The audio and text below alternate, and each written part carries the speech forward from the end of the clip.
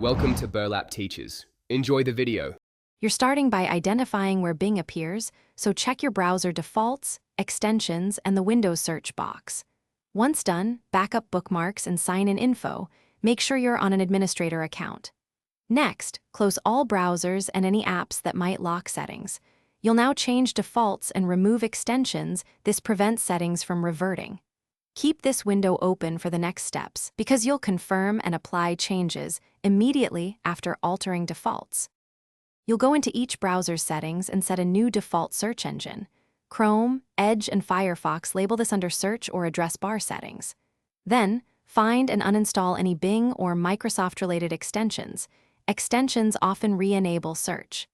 After removing them, clear cache and cookies to purge stored redirects, and restart the browser so changes take effect. If a browser keeps forcing Bing, check profiles and sync settings. Disable sync temporarily to stop settings restoring from other devices. Now remove Bing links at the operating system level by disabling Cortana or web search integration in Windows search settings. This prevents queries from routing to Bing. If settings don't exist, use the system's recommended option panels rather than risky tweaks. Only proceed with registry edits if you have a backup and know the keys. Once done, reboot, test search boxes across apps, and restore bookmarks or profiles as needed. If something breaks, revert the one change you made and reboot. This usually resolves misapplied settings. Thanks for watching. Consider subscribing if this video helped you.